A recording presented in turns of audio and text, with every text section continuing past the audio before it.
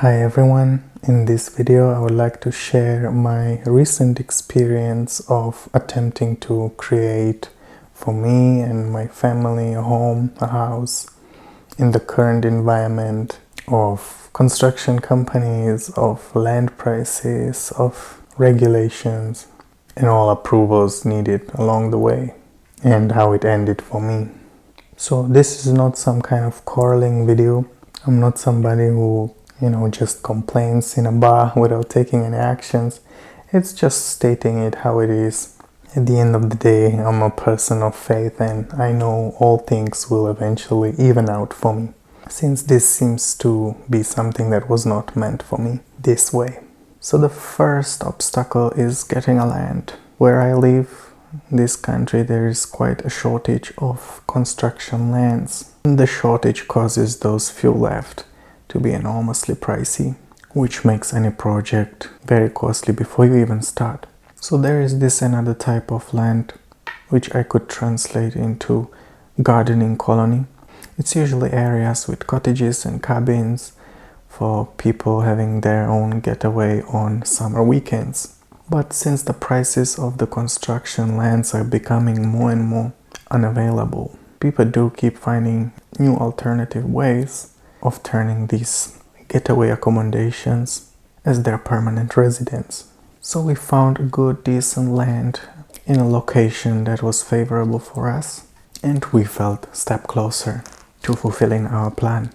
So on the land there was cabin, but because the land is situated in a way that on top it's flat and then it bends into downsloping vineyard, and in the middle of the downsloping pattern is a cabin. So firstly we were thinking maybe we could renovate and extend a bit the cabin that is already there, but being present there more and more, it was becoming obvious that going such uphill and downhill on a daily basis would be quite challenging. So we came into terms with the idea of getting entirely new accommodation building to be our next step. So after getting in touch with authorities, we were told that on this type of land, the gardening colony, the limit for size of a house is 50 meters square, ground floor and an attic, no 2 floors, 3 floors. So ground floor and attic, and the base can be 50 meters square. Funny thing is that I can have 5 of these. There is no problem with that. They just cannot be bigger than 50 meters each. So what I've noticed is that people build these huge sharp angle attics to take advantage of any inch of space that's available within the parameters. So that strips you of any kind of design, decor, or emphasis on appearances, since every inch is utilized for some purposeful use, since space is scarce.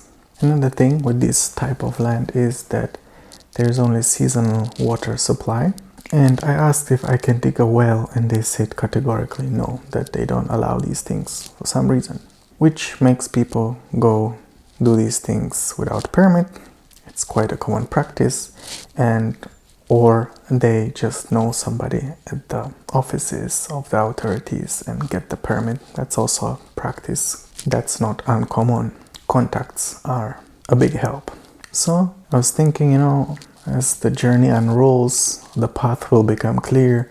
We will come with some form of water collection and water filtering system. I've done my research about these things and I was like, yeah, it will work in one way or another. So since we were limited to only 50 meters square, I didn't really think about building a house, because I knew there is these prefabricated units for living, which they just bring on a truck, and they look very modern, very decent. They have good insulation and everything. So we went to a showroom, we came to see few, and we were really okay, we were quite satisfied with it. So I thought it would be easy, right? It's kind of a higher end trailer. But again, nothing was as simple as one would think with just placing this kind of unit on your own land. So I asked the guy in the showroom, because they have a showroom, what to do next, and he basically gave me a contact that the best way is to get in touch with their partner company that does all the permits for each case. Some people do it without the permit, but then they don't really encourage that. You don't want to end up with something that you are not allowed to have on your land.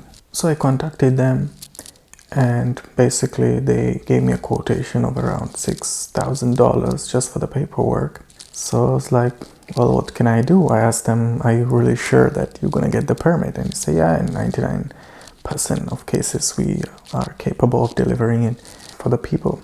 So I gave them, the blessing to start working on my behalf. And it took them 2 years to collect all the proper permits and stamps and authorities' approvals to place a nice trailer on my land. This is insane. Here I started to feel a bit of a feeling that it's a drag. This is having an enormous resistance, as a feeling. But I was like, that's how life is, nothing goes easy. You have to go through the motions.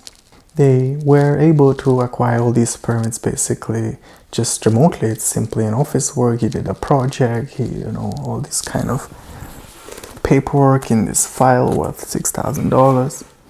There was just somebody once. I kept the gate open for somebody to come measure the grid cables so that the house is far enough from them, because there's grid cables above our land. So we had to get extra permit from the grid company, and it took almost 2 years to just get this. So I contact the company that sells the accommodation units that gave me contact on this project and company, and their communication was a little bit off. I sent them email, I called them, there was confusion, somebody didn't see it, so on and so forth. But after a while we were able to get in touch. But in the meantime, I already contacted, or shall I say, I advertised for construction companies to fulfill the preparations of the ground according to the project. And I met with some people and had calls and emails. And suddenly I started to understand that this is going to be another amazing step, because suddenly I started feeling a certain level of uncertainty from all those people that I met. I mean, they might be able to, dig a well or dig a hole in the ground, but suddenly when I was handing them this paperwork, they were kind of scratching their heads, and companies weren't answering, or when they called me and I sent them the documentation on email, they didn't respond back. But in the meantime, they somehow got back to me from the company that sells those accommodation prefabricated units, and we arranged a meeting at the land, at the site. And 2 guys came. One was basically the surveyor of the ground, what work needs to be done. Another one was the logistics guy, what it would take to bring the prefab there. And the logistic guy told me that I have to get, a kind of permit for blockade of the road, that they will blockade it for like 5 hours, and permit from the neighboring landowner, because the trailer will extend some stabilizing legs to the land of the person. It was like a field with crops, so he could get some crops damaged, so I needed a written permit from the owner that he's okay with that. So that's what I got from the logistic guys. So another extra steps I had in the back of my mind. And the surveyor basically said that he needs to come again in 2 weeks, because he didn't check something properly for the calculations, and that for the calculations I need to pay $1,000 because it's time consuming, which I was like, I get it, it's time consuming. And they promised me to deduct it from the final labor price or the prefabricated house price. So I paid, and for 8 months I basically don't get any message back from them. I contacted them after 2 months. They said, yeah, I'm still doing it, I'm waiting for the management to approve it. I contact them in 4 months after that. Nobody gets back to me. I look up all the contacts on their website, send email to all the emails that are available there, And finally somebody responds, oh sorry, we'll send it to you next week. Next week I'm calling, next week I'm emailing, nothing. Another 2 weeks, nothing. And finally, I think yesterday it came.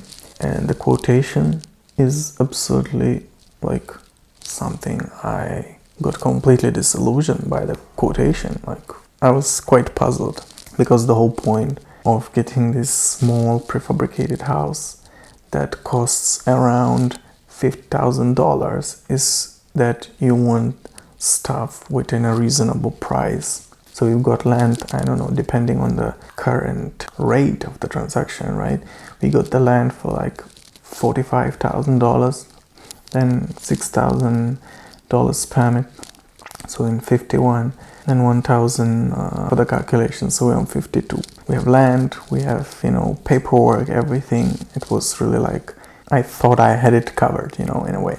And now on the 52K, I thought we're gonna get another 50K on top for the prefab, so it would be like 102, right? And some extra work, which I expected maybe another 50K, you know. That was my calculation. I would perhaps go even as far as 70K. So altogether, it would be like 152, 172, let's say. Because normal house, a brick house with tiny backyard and tiny front yard, and you squeeze with another houses around you, a new one, goes around, you know, $400,000, $500,000, which to me is just so much for so little in a way. I just don't feel like accepting terms of such deal, because when you add up the fact that you loan money at this point, this is like, even with above average income, you can't save up this kind of sum in a reasonable amount of time before the prices go away again. So you'll end up in some kind of interest rate deal. And the way interest rate works is that it's interest rate of the amount you owe. So it's like, if you have interest rate 5%, it's not that you pay back 5% from what you borrowed. You pay 5% of the remaining amount. It can top it up to like 600,000-700,000 for a house. I mean, are we really at such point that getting a house for your family is such enormous luxury? So here I was, willing to, you know, living within my means, in my own mind, in my own fantasy world, obviously, and I was waiting for the quotation. But the quotation came and it asked for $170,000, which altogether is $207,000, and there was still like possible extras depending on what they would encounter, so it could go overboard of that. And I just couldn't fathom how, you know, rolling a little bit of mud here and there, back and forth, could cost that much. I just never imagined that that would be the case. I mean, what's the point of all the technological improvement, all this heavy machinery, if hiring it for a day costs fortune anyway? So to summarize the hindrances: shortage of lands to build on, limited size of a house, no well, enormous legal hassle for permits, bad construction companies environment. On that note, my auntie was reconstructing just the other year a cottage, not a cabin, like true brick cottage. We call it cottage when you don't live there permanently. It's like a cottage, but it's basically a house. And they stripped it down because it was wet and humid and moldy, which is the very reason why I didn't want to buy like a built house, because that's usually the case when you're buying second-hand house here. That's usually the case. You're gonna invest so much, you never know what you're getting yourself into. You need, you know, a lot of expertise to be told what needs to be done and how much it will cost and so on. So anytime you're buying a second-hand house, it might look cheap on a paper, even though really not that much cheaper than a new one. And you're gonna, you know, invest heavily anyway just to make it livable, unless you enjoy living in mold. Because making a humid wall not to be humid anymore is usually an enormous amount of work and labor needed. I mean, we do have here brick houses, we don't build from wood, so everything is quite extensive. So anyway, back to the story of my auntie. They decided to like renovate it. It was an estate they inherited that was just rotting, and they paid a company to reconstruct it. And the company just, bankrupt. And they paid him, of course, something upfront, as that's usually the case. Now they ended up with, like half reconstructed building that needs finishing, with their construction contractor just being gone. So that's about the environment of the construction companies. And then clearly even the prices of these people are enormous, and you really never sure that some kind of domino where the contractor you have is having a bad customer who's not paying him, which triggers a motion of domino that you end up paying for because he didn't cover for this deal and now he needs to cover for this deal, and he has material but he needs money and so on, and he ends up disappearing and you like paid for nothing. It's not that uncommon. Actually, when I met with some of these people, they even told me how bad the environment is. They were very honest with me, how people owe them money. And quite honestly, when I go for coffee, there's sometimes people meeting, discussing such things, and you cannot but overhear how they, even on the construction company side, they build a house and the customer's not paying. It's not that only the customer gets the shorter end in a way, but even the builders, when they get bad customer, they can finish everything and they still owe them. It's just because you have contract with somebody, it doesn't mean anything. It still stalls everything for years through legal hassles and so on, and nobody cares for that. In the meantime, people expect things to get done, and as you can imagine, the amounts that this business works with are large. So yeah, that's just another thing. And I'm not even gonna mention about the blockade of the road and the approval of the neighbor. It's just another extra that I didn't even get to it. But you can see how hostile this environment is to get. I'm not even gonna call it to build a house, because I wanted to put a prefabricated trailer on my land. And this is the reality of it. I'm completely puzzled. It really makes me kind of rethink my life strategy, because I do definitely feel kind of disillusioned. It really makes me wonder what the future of housing and living will be here. It's no wonder there is such unwillingness from my generation to not have children, to not start families, because what other prospects? You'll be squeezing yourself in tiny apartment that you barely can afford, because it's not like the apartments are any cheaper at this point. So, here I was willing to lower my expectations, live in a tiny house, live in, you could say, in a frugal way, but even that is not working. That's really absurd. Where are we heading? Because if houses are basically, almost 600,000, and I know the average salary of this country, and I know the percentage of people who can actually get the average salary, and still me with way above average salary, dealing with this, it really makes you wonder. Because just as we were getting all these permits, we were able to build our house in Kenya that is huge and accommodates Sheila's family.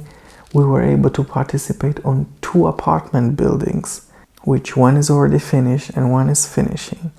And you just start to understand why the so-called developed countries are stagnating so much, whereas the so-called developing countries are getting momentum. Because what is actually going on that getting yourself a home is actually such hassle. So, I just count my losses with the paperwork, which will expire in a year and a half, the quotation time that I had to pay. And, I keep my land, I keep going there, enjoying myself there, and it keeps getting appreciated, I hope, as time goes. And I'll see what to do next. At this point, I'm really leaving it to God, because clearly I wasn't as aligned as I thought I was with him. So he has clearly different plans, and it's been definitely an experience. I mean, that's how it is. Again, it's not whining, it's just saying how it is. Maybe I was naive, you could say, but I just couldn't think that placing a prefabricated house on, he said, like 6 or 8 pillars needs to be inserted into the ground, that it would be almost $200,000. I couldn't think that, because it's not like the ground is entirely crooked or anything, it's quite flat. And that's exactly the reason why all these properties that you can construct on are being purchased by big funds, and they basically buy the property and put as many houses as possible on it. So it's these new types of estates that are emerging here where I live. We call it the laying block of flats, because it's just house on house on house on house on house. I mean, the point of a house is to also enjoy some kind of garden, at least here where I live. I feel like that's the expectation. That's just something I wanted to share. I wanted to inform viewers about, and I completely understand why new towns are emerging, in countries, whereas here I just got my paperwork in the meantime for a prefab to arrive to my land. That's where we got ourselves. So my plan now is to not have plans and let my future find me instead, because it was a bit mentally exhausting. It was, mentally demanding in a way. You constantly, it's like open wound, open project that you keep solving, that you keep thinking about, that you keep adjusting your plans around. And now my emotionally body just got slapped out of it, and I take it. It's how life is. I take it as it comes. What else can one do? Thank you for watching, and see you next time. Bye.